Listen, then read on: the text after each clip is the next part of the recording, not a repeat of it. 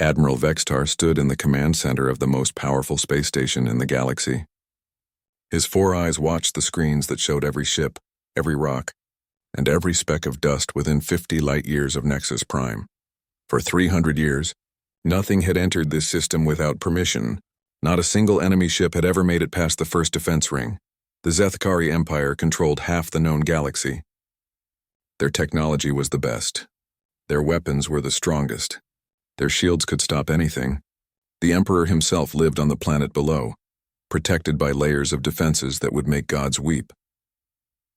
Vextar's confidence came from facts. The outer ring had 1,000 automated defense platforms. Each platform could destroy a battlecruiser with one shot. The middle ring had gravity mines that could crush ships into tiny balls of metal. The inner ring had energy barriers that no known material could pass through. Today was like any other day until sensor operator Kelnix made a sound that Vextar had never heard before. It was the sound of pure confusion mixed with terror. "Admiral," Kelnix said, his voice shaking. Something just appeared inside the inner ring. Vextar's blood went cold. "Impossible. Check your equipment." "I did, sir. 3 times. Something is there." Vextar moved to the main display. The hologram showed their perfect defense system. 3 glowing rings surrounded the capital planet like protective shells. Inside the innermost ring, a tiny red dot blinked. "How big?" Vextar asked. "Small, sir. Maybe the size of a cargo shuttle." "But Admiral," Kelnix paused, "it should not exist. Nothing can get through the barriers.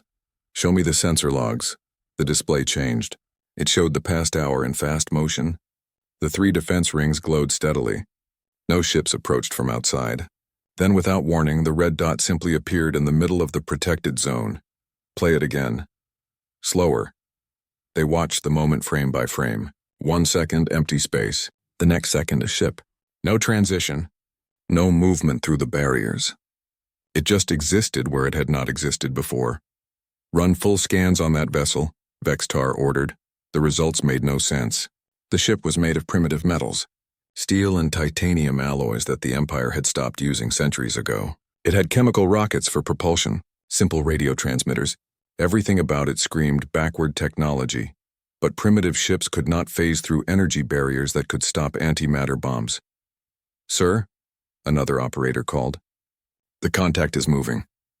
Vextar watched the red dot slide through space. It moved slowly as if the pilot was sightseeing, but its path took it through solid asteroids. The ship passed through rocks as if they were made of air. "Weapon status on all platforms?" "All systems ready, Admiral." "But sir, we cannot get a target lock. Every time our computers try to focus on the ship, it disappears." Vextar saw this for himself. The targeting systems would lock onto the vessel, then suddenly show empty space. A second later, the ship would be somewhere else entirely, not moving fast. Just somewhere else, as if it had never been in the first place. "Get me Fleet Command. Emergency priority." The communication screen lit up with the face of Fleet Marshal Kethmos. Behind him, Vextar could see the busy command center of the Imperial Fleet. "Vextar, your message said there was a breach. What exactly?" "See for yourself." Vextar transmitted the sensor data. Kethmos watched in silence. His expression changed from boredom to confusion to alarm. "This is some kind of mistake. I thought so too. But it has been going on for 20 minutes now. The ship is real. It is inside our perimeter, and we cannot stop it. Impossible. Nothing gets past Nexus Prime defenses. Tell that to our visitor." On the screen, the mysterious ship continued its impossible dance. It passed through 3 more asteroids, ignored a gravity well that should have pulled it off course, and somehow moved in a straight line while sensors showed it following a curved path. "I am sending Battle Group 7, Kethmos said. 20 ships. If this thing is real, they will catch it. Sir, with respect, how do you catch something that can walk through walls? We will find a way. Keep tracking it. Do not let it near the planet." The transmission ended. Vextar turned back to his screens. The red dot had moved again. This time it was closer to the planet, much closer. "Alert all surface defenses," he ordered. "If that thing gets into the atmosphere, I want every gun pointed at it." "Sir," Kelnix said quietly. "There is something else. The ship is sending out scanner beams." "Scanning what?" "Everything. The planet. Our ships. The defense platforms. It is like it is making a map." Vextar felt his 4 hearts beating faster. An unknown ship with impossible technology was mapping their most secret defenses. The implications made him sick. Can we jam the scans? We tried. Our jamming signals pass right through the ship. They do not affect it at all. Then we are blind and it can see everything. For the next hour they watched helplessly as the ship continued its survey. It moved through the system like a tourist, stopping to examine interesting objects. Their best computers could not predict where it would go next. Every path it took violated the laws of physics. The ship passed through the energy field around a power station. The field stayed intact. The ship showed no damage. It was as if the ship and the field existed in different realities. "Admiral," a new voice called. "Communication from the contact." Vextar's head snapped up. "The ship is trying to talk to us?" "Yes, sir. Simple radio transmission. Very basic." "Put it through." Static filled the command center. Then through the noise came a voice.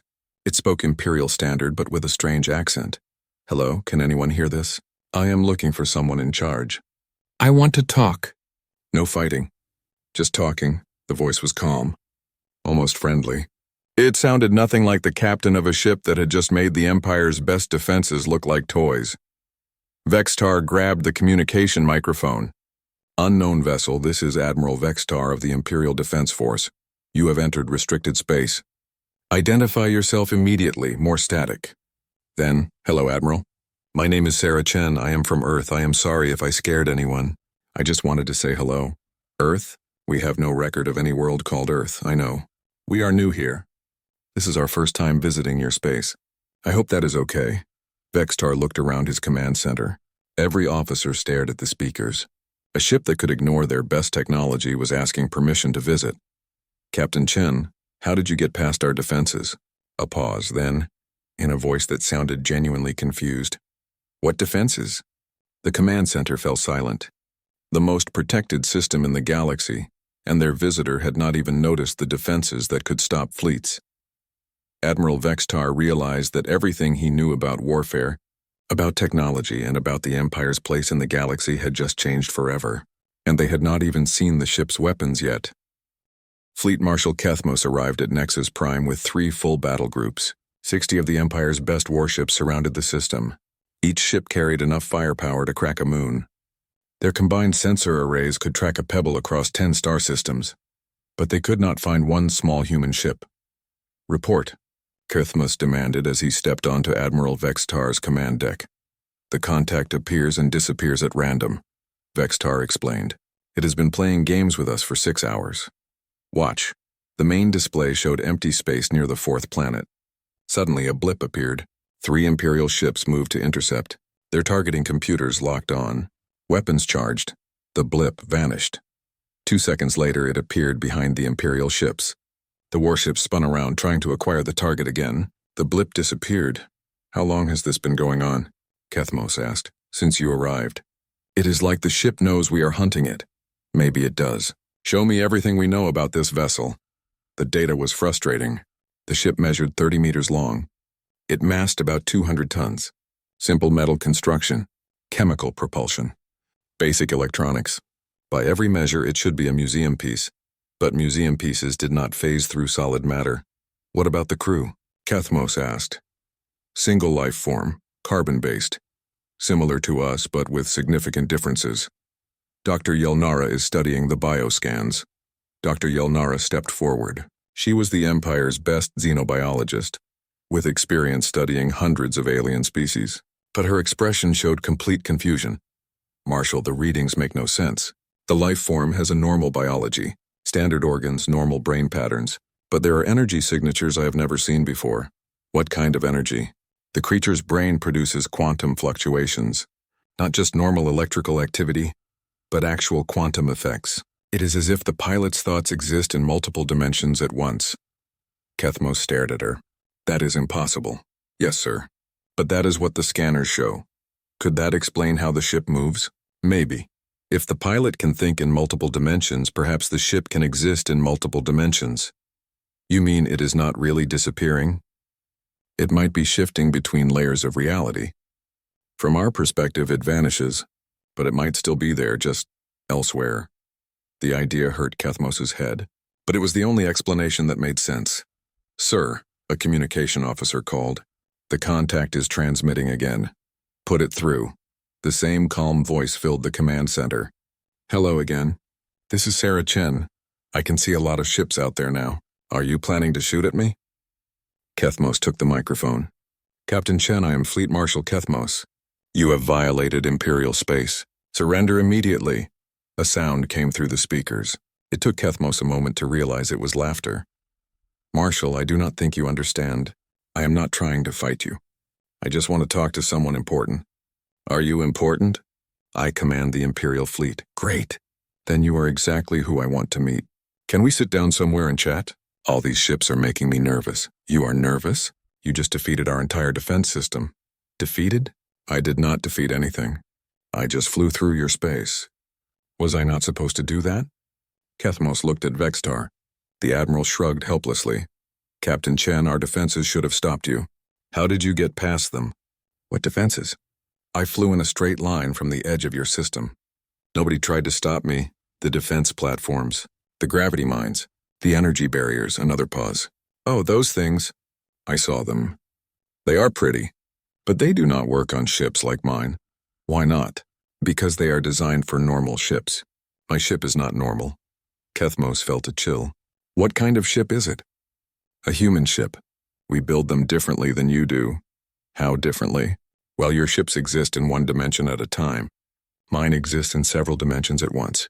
Your weapons and sensors can only see one dimension, so they cannot find me unless I want them to. The command center went quiet. Every officer stared at the speakers. You can control dimensions? Kethmos asked. Sort of. It is hard to explain. Humans have a special brain structure. We can see quantum possibilities. When I fly my ship, I choose which reality I want to be in. Dr. Yelnara stepped forward. The quantum brain patterns. It all makes sense now. Captain Chen, Kethmos said slowly. How many ships like yours exist? Oh, thousands. Maybe tens of thousands. We have been exploring this part of space for years. This is just the first time we decided to say hello. The temperature in the command center seemed to drop. Thousands of ships that could ignore Imperial defenses. Ships that had been watching them for years without being detected. Where is your homeworld? Kethmos asked. Earth. It is about 50 light years from here. Beautiful planet. You should visit sometime. Our charts show no inhabited worlds in that region. That is because Earth exists in a different dimensional layer. We can see you, but you cannot see us. Unless we want you to. Kethmos felt the universe shifting around him.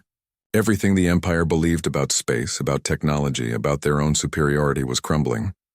Captain Chen, why are you revealing yourselves now? Because we need to talk. There is something coming. Something dangerous.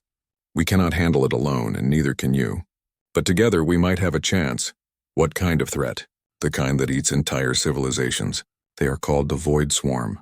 They exist between dimensions like us. But they are not nice like humans. When will they arrive? Our best guess is 18 months. Maybe less. Kethmos looked around his command center. His officers stared back with expressions of shock and fear. In one conversation, they had learned that their defenses were useless. Their technology was primitive, and an enemy was coming that could destroy everything they had built. What do you want from us? He asked. Partnership. You have technologies we need. Antimatter engines, gravity manipulation, force field generators that work in normal space. We have technologies you need.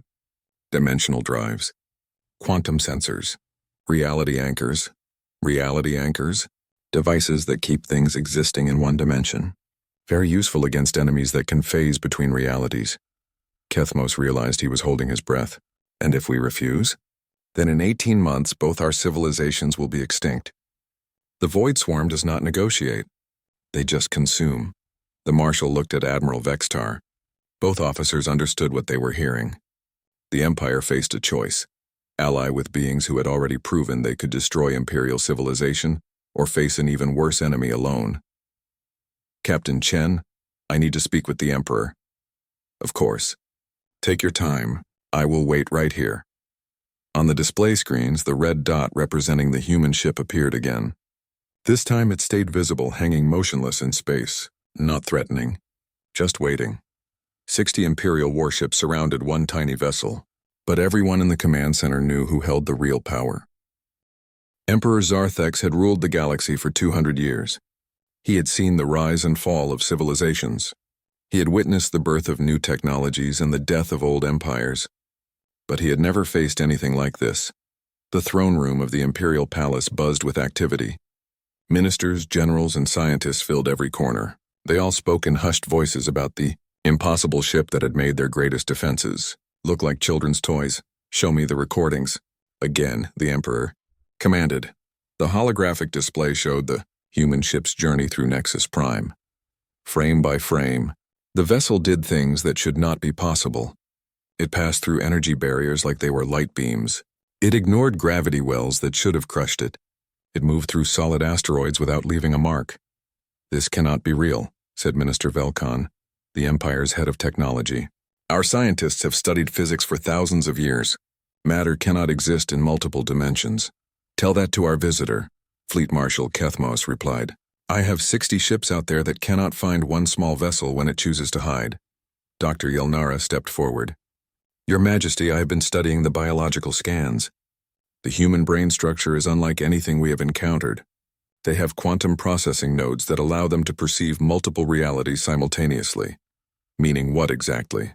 "Meaning they can see possibilities that we cannot. While we exist in one reality, they can choose which reality they want to be in." Emperor Zarthex studied the data. The implications were staggering. If humans could control dimensional existence, they possessed technology beyond imperial understanding. "How many of these humans exist?" he asked. "According to Captain Chen, their species numbers in the billions. They have colonies across dozens of star systems, all invisible to our sensors because they exist in parallel dimensional space." The Emperor felt a chill. Billions of beings with impossible technology. They could have conquered the Empire at any time. Why have they revealed themselves now? Fleet Marshal Kethmos transmitted Captain Chen's warning about the Void Swarm. The recording played in the throne room. "Something is coming. Something that exists between dimensions like us, but they are not friendly. They consume entire civilizations. They will be here in 18 months. When the recording ended, the throne room fell silent. "Have we verified this threat?" the Emperor asked. "Our deep space monitors have detected unusual readings in the void between galaxies," reported Admiral Nextora. "Massive energy signatures moving in our direction. We assumed they were natural phenomena. But if Captain Chen is correct, they are ships, millions of them." Emperor Zarthex stood from his throne. "Bring this human to me. If she speaks the truth, we need to hear what she proposes." 6 hours later, Captain Sarah Chen stood in the most protected room in the galaxy. She was smaller than the Emperor had expected. Humans averaged only half the height of Zethkari. She wore a simple blue uniform with no weapons. Her brown hair was tied back in a practical style, but her eyes held intelligence that made the Emperor uncomfortable. They seemed to see more than they should. "Your Majesty," Captain Chen said with a respectful bow, "thank you for agreeing to meet with me." "Captain Chen, you have demonstrated abilities that challenge everything we understand about reality." "How is this possible?" Chen smiled. "Evolution, Your Majesty. Humans developed on a world that exists in quantum flux. Our brains adapted to process uncertainty as a survival trait.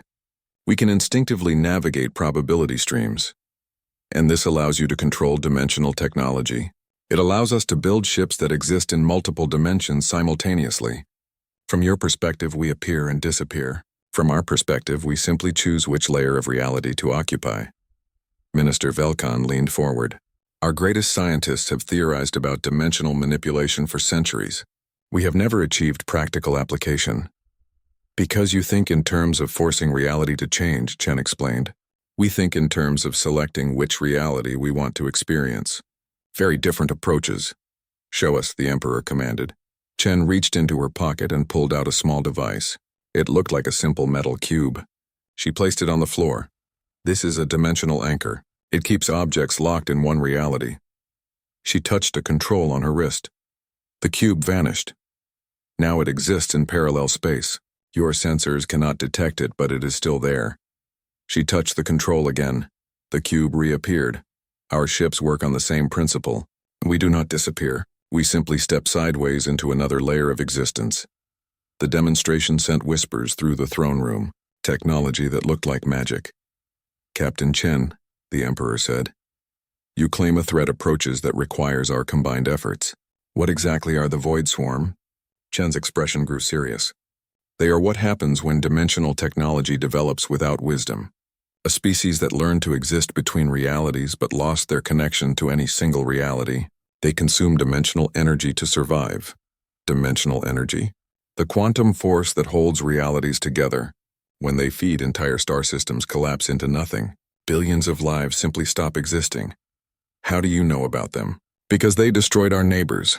The Kethlani Federation existed in dimensional space like us. 12 billion people across 40 worlds. The Void Swarm consumed them in 3 days. The throne room went completely silent. We managed to rescue a few thousand survivors. Chen continued. They told us how the attack happened. The swarm appears without warning. They phase through any defense. They cannot be fought with normal weapons because they do not exist in normal space. But they can be fought? Yes, but only with weapons that can target multiple dimensions simultaneously. We have some such weapons. You have the power sources and targeting systems we need to make them effective. Emperor Zarthek studied the human captain. She had delivered devastating news with calm efficiency. No drama, no threats, just facts. What kind of alliance do you propose? Technology sharing. Your antimatter reactors combined with our dimensional drives could create ships that can fight the swarm. Your shield generators combined with our reality anchors could protect entire star systems. And after this threat is defeated? Chen smiled. Then we become neighbors instead of strangers. Humans and Zethkari working together to explore the galaxy. We could learn much from each other.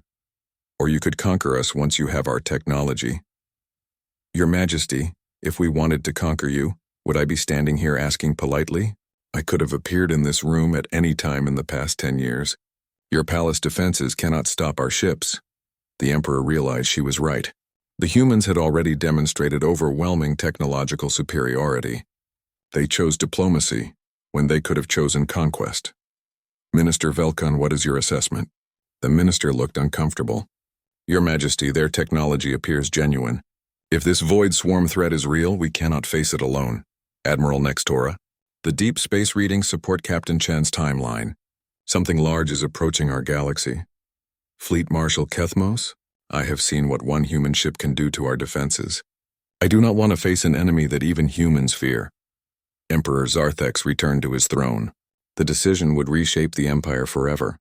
Accept alliance with beings who had already proven they could destroy imperial civilization, or face extinction alone. Captain Chen, I will agree to your proposal. But I want guarantees. What kind of guarantees? Exchange programs. Human scientists working with imperial scientists. Imperial officers training with human officers. We build this alliance on knowledge and trust. Chen nodded. That sounds perfect. When do we start? Immediately. We have 18 months to save 2 civilizations. As Captain Chen smiled and extended her hand in the human gesture of agreement, Emperor Zarthex realized the galaxy had just become a much larger and more dangerous place, but also perhaps a more hopeful one. 3 months after first contact, the Nexus Prime system had become the busiest place in the galaxy. Human ships arrived daily, appearing out of nowhere like ghosts becoming solid. Imperial vessels worked alongside craft that seemed to ignore the basic laws of physics. Dr. Yelnara stood in Laboratory 7, watching human and Zethkari scientists collaborate on projects that would have been impossible before. The language barriers had been solved quickly. Humans learned Imperial Standard with frightening speed, while translation devices handled the rest. The quantum resonance is stable, announced Dr. Lisa Rodriguez, the human physicist leading the Dimensional Drive project. We can begin full integration testing. Commander Tekvar, the Imperial engineer assigned to the project, studied the readings with fascination. Your dimensional technology should not work with our antimatter cores. The energy frequencies are completely different. That is exactly why it works, Rodriguez explained. Different frequencies create harmonic interference. The interference patterns open gaps between dimensional layers. Show me again. Rodriguez activated a small test device. A metal sphere appeared on the workbench. She adjusted the controls and the sphere became translucent. Then it vanished entirely. The sphere now exists in parallel space, she said. It is still there but shifted 1 dimension sideways. Our sensors cannot detect it because they only scan normal space. Incredible. And our antimatter reactors can power this? Better than our quantum batteries. Your power systems are much more stable than ours. Tekver felt excitement building. 3 months ago, he had been working on incremental improvements to existing technology. Now he was helping to build devices that could reshape reality. In the next laboratory, Captain Sarah Chen worked with Fleet Marshal Kethmos on military applications. The table between them held holographic displays showing ship designs that combined human and Imperial technology. The new hull configuration will allow your ships to phase shift, Chen explained. Not fully into dimensional space like ours, but enough to avoid most weapons. What about our own weapons? Kethmos asked. Can we modify them to target dimensional entities? That is the tricky part.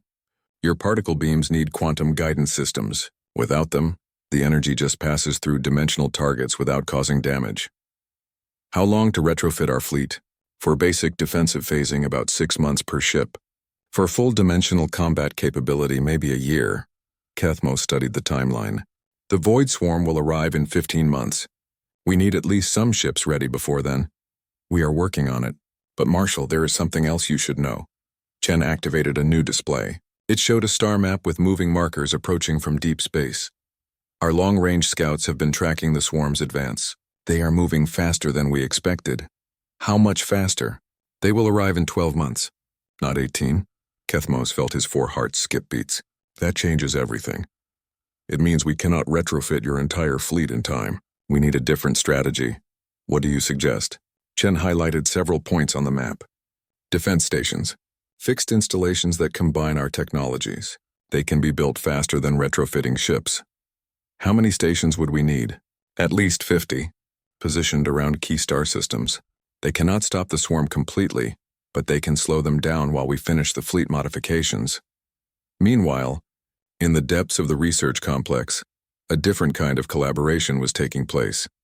Dr. Marcus Webb, humanity's foremost expert on dimensional physics, worked alongside Professor Nalthis, the Empire's greatest theoretical scientist. The mathematics are beautiful, Nalthis said, studying Webb's equations. Your species has developed quantum mechanics in directions we never considered. Different evolutionary pressures, Webb replied. Humans evolved to handle uncertainty. We developed math that embraces probability rather than seeking absolute answers. While we sought to control and predict everything. Both approaches have value. Your precision engineering makes our random probability systems actually useful. Nalthis activated a computation device. If we combine your dimensional equations with our gravitational field generators, the device hummed to life. Space around it seemed to bend and twist. For a moment, they could see through the walls into the next laboratory. Remarkable, Nalthis whispered. We created a stable viewing portal between dimensions. Now imagine that technology on a massive scale, Webb said. We could see the Void Swarm coming from dozens of dimensions away. Complete early warning. But the most important work happened in the secure conference room where Emperor Zarthex met with Director James Harrison, the human leader who had arrived to coordinate the alliance. Your people have exceeded every expectation, the Emperor said. The technology sharing has proceeded faster than anyone predicted. Harrison smiled. Humans are good at adapting. It comes from living with quantum uncertainty. We learn to roll with changes. There is something I must know. Why did you really reveal yourselves to us? Harrison's expression grew serious. Because the Void Swarm is not the only threat out there. The universe is much more dangerous than either of our species realized. What do you mean? The galaxy exists in layers, Your Majesty. Most species like yours exist in the base layer. Some species like humans learn to move between layers. But there are things that exist in the deep layers. Ancient things. Hungry things. Things like the Void Swarm. The swarm is just the beginning. They are refugees, fleeing from something worse. When they consume civilizations, they are trying to gather enough energy to escape to another galaxy. Emperor Zarthex felt the universe growing larger and more terrifying around him. What are they fleeing from? We call them the Deep Hunters. Entities that exist in the quantum foam between realities. They consume dimensional energy on a massive scale. The Void Swarm is trying to stay ahead of them. How long do we have?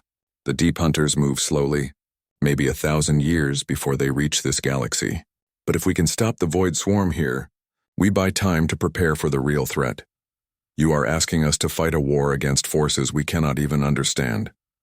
I am asking you to help us build something neither of our species could create alone, a defense network that spans multiple dimensions, an alliance that can protect the galaxy from threats that exist between the spaces of reality. The Emperor stood and walked to the great window overlooking Nexus Prime. Below, human and Imperial ships worked side by side. Scientists from both species collaborated on projects that would have been impossible just months ago. Director Harrison, your people have given us technologies beyond our dreams. What do you gain from this alliance? Survival, Your Majesty. Humans are good at adapting, but we are not good at building lasting institutions. We explore, we discover, we create, but we struggle with the kind of long-term planning that empires require. And we excel at building lasting structures, but struggle with adaptation and innovation. Exactly. Together, we can create something neither species could build alone. An alliance that can grow and change while maintaining stability across centuries. Emperor Zarthex turned back to Harrison. Show me the long-term plan. Harrison activated a holographic display. It showed the galaxy divided into defense sectors, with combined human Imperial stations guarding every major system. Ship designs that blended technologies in ways that created entirely new capabilities.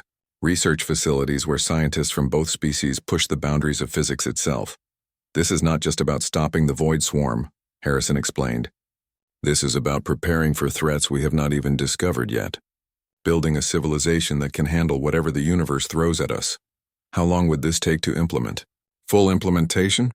Maybe 50 years, but we can have basic defenses in place within 5 years. And the command structure? Joint leadership. Human innovation guided by Imperial organizational expertise. Either species in complete control, both species essential to success. Emperor Zarthex studied the plan. It was ambitious beyond anything the Empire had ever attempted. It would require trust between species that had been strangers just months ago. It would mean sharing technologies that could be used as weapons. But it was also the only plan that offered hope against threats that existed beyond normal space and time. Director Harrison, you have the Empire's full commitment. We will build this alliance.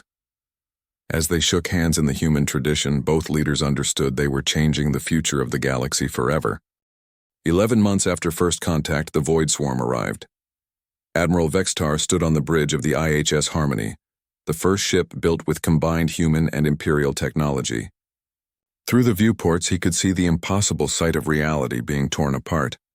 The swarm ships looked like holes in space, dark voids surrounded by writhing energy fields that hurt to look at directly. They moved in patterns that made no sense, appearing and disappearing as they phased between dimensions. Dimensional sensors show 300 contacts, reported Lieutenant Commander Sarah Kim, the human officer serving as Dimensional Warfare Specialist. They are probing our defenses. Defense Station 7 is reporting contact, announced Commander Tekvar from his engineering station. The enemy is testing our quantum barriers. On the main display, streams of dark energy lanced out from the swarm ships. When they hit the defense station's shields, the barriers flickered between dimensions. But they held. First test passed, Vextar said with satisfaction. The combined shields can handle their weapons. For now, Kim added grimly, they are adapting. Each attack is slightly different from the last. The battle for Nexus Prime had been planned for months. 50 defense stations surrounded the system, each equipped with hybrid human Imperial technology. 30 modified Imperial ships worked alongside 20 human vessels, creating a fleet that could fight in multiple dimensions simultaneously. Emperor Zarthex commanded from the superstation at the system's heart. Beside him stood Director Harrison and Captain Chen, watching as their two species' greatest achievement faced its first real test. Enemy movement detected, reported Fleet Marshal Kethmos. They are massing for a major assault. The swarm ships began to move in formation. As they approached the defense stations, space around them started to ripple and distort. Reality itself seemed to bend under their influence. All stations, activate dimensional anchors, ordered Emperor Zarthex. Across the system, the defense stations projected beams of stabilized quantum energy. Where the beams intersected, space became rigid and fixed. The swarm ships could no longer phase freely between dimensions. Anchors are working, Kim reported. The enemy is locked into normal space. All ships commence attack pattern Delta. Kethmos commanded. The combined fleet opened fire. Imperial particle beams, modified with human quantum guidance systems, struck the swarm ships with devastating effect. Human dimensional missiles phased through space to strike from unexpected angles, but the Void Swarm fought back with weapons that defied understanding. Dark energy beams that erased matter from existence, gravity bombs that created tiny black holes, dimensional tears that threatened to suck entire ships into nothing. Defense Station 12 vanished in a flash of twisted light. Station 15 lost half its structure to a gravity weapon, but the remaining stations held their positions and continued firing. "We are hurting them," reported Captain Chen from her tactical console, "but they are learning our attack patterns." On the display, the swarm ships began moving differently. They avoided the dimensional anchor beams and struck at the stations from new angles. Their weapons adapted to the hybrid shields, finding frequencies that could penetrate the defenses. "Station 23 is down," Tekvar announced.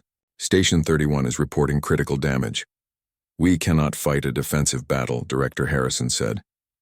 "They adapt too quickly." Emperor Zarthex activated the fleet communication system. "All ships, implement Protocol Phoenix." Across the system, the combined fleet abandoned their defensive positions and charged directly at the swarm formation. It was a desperate strategy, but it was the only way to prevent the enemy from adapting to their defenses. The IHS Harmony led the charge.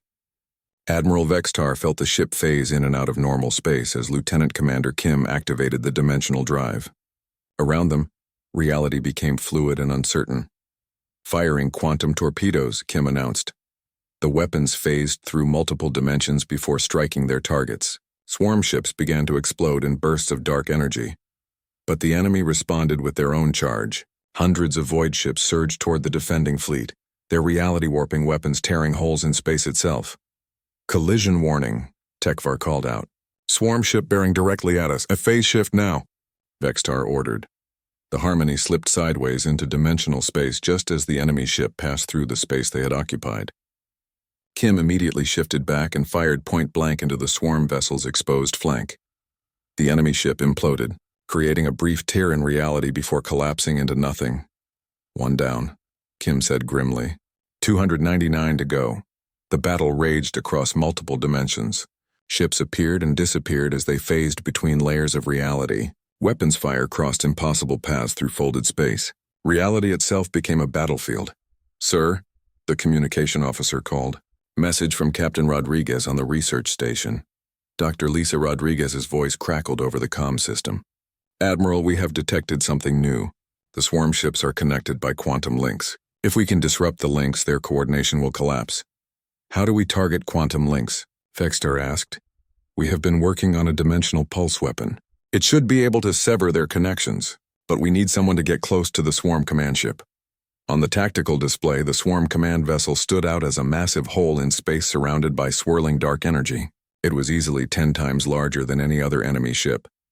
"I will take the Harmony," Vextar decided. "Sir, that is suicide," Kim protested. "The command ship is surrounded by their strongest vessels. Then we will have to be very lucky." Emperor Zarthex's voice came over the communication system.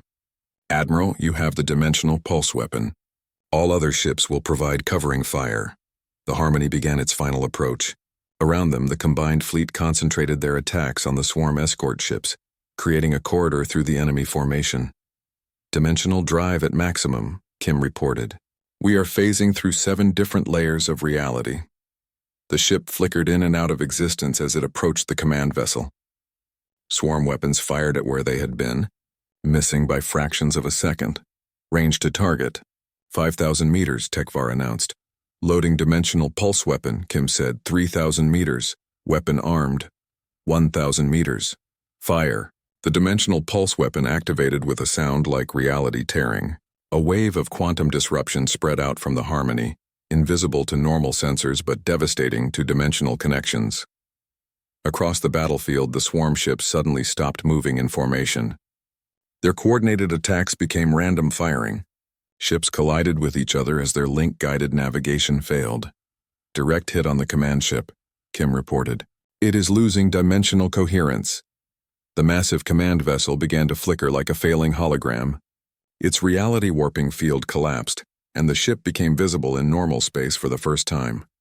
All ships, concentrate fire on the command vessel, Emperor Zarthex ordered. The entire combined fleet opened fire on the exposed enemy flagship. Imperial particle beams and human dimensional missiles struck the ship from every angle. Within seconds, the command vessel exploded in a burst of dark energy that lit up the entire system. With their command ship destroyed and their quantum links severed, the remaining swarm vessels began to retreat. They phased out of normal space and disappeared into the dimensional void between galaxies. Enemy contacts fading, Kim reported. They are withdrawing from the system. Admiral Vextar allowed himself to breathe for the first time in hours. Around them, the combined fleet maintained formation ready for another attack, but the sensors showed empty space where the void swarm had been. All stations report, Emperor Zarthex commanded. The damage reports came in. 15 defense stations destroyed. 8 ships lost, including 3 human vessels and 5 Imperial warships. But the system held. The swarm had been defeated. Director Harrison, the Emperor, said over the communication system, "Your people fought with honor. The Alliance has proven itself in battle. And your people adapted to dimensional warfare faster than we expected," Harrison replied. "This partnership will only grow stronger." Captain Chen's voice joined the conversation. "The swarm will regroup and try again. But now we know we can beat them. And we have time to build more defenses." Admiral Vexitar looked around the bridge of the Harmony. Human and Imperial officers worked side by side, their differences forgotten in the face of a common threat. Lieutenant Commander Kim was already analyzing the battle data, looking for ways to improve their tactics. Commander Tekvar was checking the dimensional drive systems, making sure they were ready for the next engagement. "Sir," Kim said quietly, "long-range sensors are detecting movement in the void between galaxies. More swarm ships?" "No, sir. These signatures are different. Bigger. Much bigger." Vextar felt a chill as he remembered Director Harrison's warning about the Deep Hunters, the entities that the Void Swarm was fleeing from, the real threat that lay hidden in the quantum foam between realities. "How long until they arrive?" he asked. Kim ran calculations on her dimensional sensors. "If they maintain current speed, maybe 800 years. Then we have 800 years to prepare."